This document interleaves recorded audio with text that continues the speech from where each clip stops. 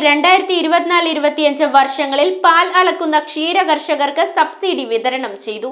Subsidy വിതരണോദ്ഘാടനം പിറവം നഗരസഭ chairperson advocate Julie Sabu നിർവഹിച്ചു. കേരള വിഷൻ എന്നും ജനങ്ങളോടൊപ്പം. പിറവം നഗരസഭാ പരിധിയിലെ ക്ഷീരസംഘങ്ങളിൽ 2024-25 വർഷങ്ങളിൽ പാൽ അളക്കുന്ന ക്ഷീര കർഷകർക്കുള്ള സബ്സിഡി വിതരണം ചെയ്തു. സബ്സിഡിയുടെ വിതരണോദ്ഘാടനം നഗരസഭാ ചെയർപേഴ്സൺ അഡ്വക്കേറ്റ് ജൂലി സാബു നിർവഹിച്ചു.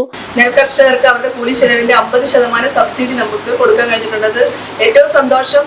നമ്മുടെ കൃഷി ഓഫീസർ 100% ആ പദ്ധതി ഈ പ്രാവശ്യം പൈസ വിനിയോഗിച്ച് കഴിഞ്ഞു എന്നുള്ളതാണ്. എല്ലാവർക്കും എനിക്ക് തോന്നുന്നു അവരുടെ അക്കൗണ്ടിലേക്കൊക്കെ പൈസ എത്തിയിട്ടുണ്ട്. കഴിഞ്ഞ പ്രാവശ്യം നമുക്കത് വരുന്നതിന് താമസം ഉണ്ടായിരുന്നു. അടുത്ത ഫിനാൻഷ്യലില് മാർച്ച് കഴിഞ്ഞിട്ട് ഏപ്രിൽ മെയ് ഒക്കെ ആയിട്ടാണ് നമുക്ക് അതും കഴിഞ്ഞിട്ടാണ് നമുക്ക് ഫണ്ട് എത്തിയത്.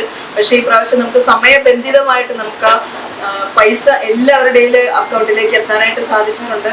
അതുപോലെ നമ്മുടെ കർഷകരെ എങ്ങനെ സഹായിക്കാമെന്നുള്ള നമ്മുടെ മാത്രമല്ല ഗവൺമെന്റും അത്തരത്തിലുള്ള പദ്ധതികളൊക്കെയാണ് ആവിഷ്കരിച്ചു പോകുന്നത്. ഡെപ്യൂട്ടി ചെയർമാൻ KP സലിം ചടങ്ങിൽ അധ്യക്ഷത വഹിച്ചു.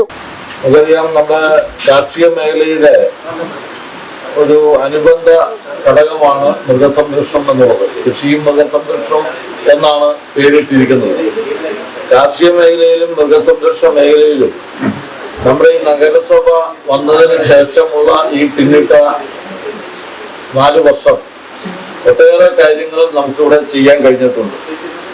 25-26ലേക്കുള്ള പദ്ധതി രൂപം കൊടുത്തതിലും ബഡ്ജറ്റ് വിഹിതം നീക്കിവെച്ചതിലുമെല്ലാം കാർഷിക മേഖലയ്ക്ക് നഗരസഭയാണെങ്കിൽ പോലും കാർഷിക മേഖലയ്ക്ക് ഒട്ടും മോശമല്ലാത്ത രൂപത്തിലുള്ള ഒരു പദ്ധതി വിഹിതമാണ് നീക്കിവെച്ചിട്ടുള്ളത്.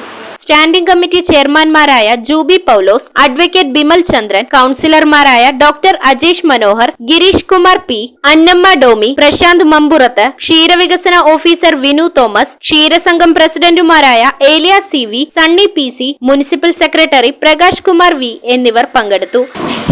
നഗരസഭ കഴിഞ്ഞ 4 വർഷക്കാലം പൂർത്തീകരിക്കപ്പെടുമ്പോൾ ഈ നാട്ടിലെ സാധാരണക്കാർക്കും പാവപ്പെട്ടവരുടെയും ഉന്നമനത്തിന് വേണ്ടിയുള്ള പദ്ധതികളാണ് ആവിഷ്കരിച്ച് നടപ്പിലാക്കിയിട്ടുള്ളത്.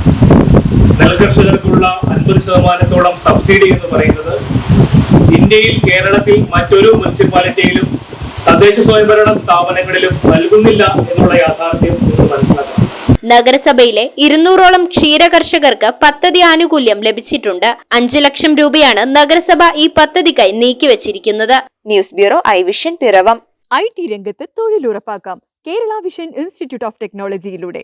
IT മേഖലയിൽ ഏറ്റവും കൂടുതൽ തൊഴിൽ സാധ്യതയുള്ള 3 മാസത്തെ CCNA നെറ്റ്വർക്കിംഗ് കോഴ്സിലൂടെ നിങ്ങൾക്കും മികച്ച ജോലി കണ്ടെത്താം. നിങ്ങളുടെ career മികച്ചതാക്കാം.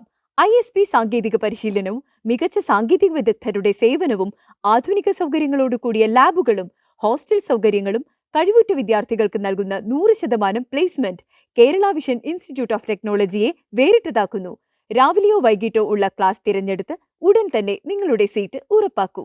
Kerala vision institute of technology, near railway station, Puthukkad.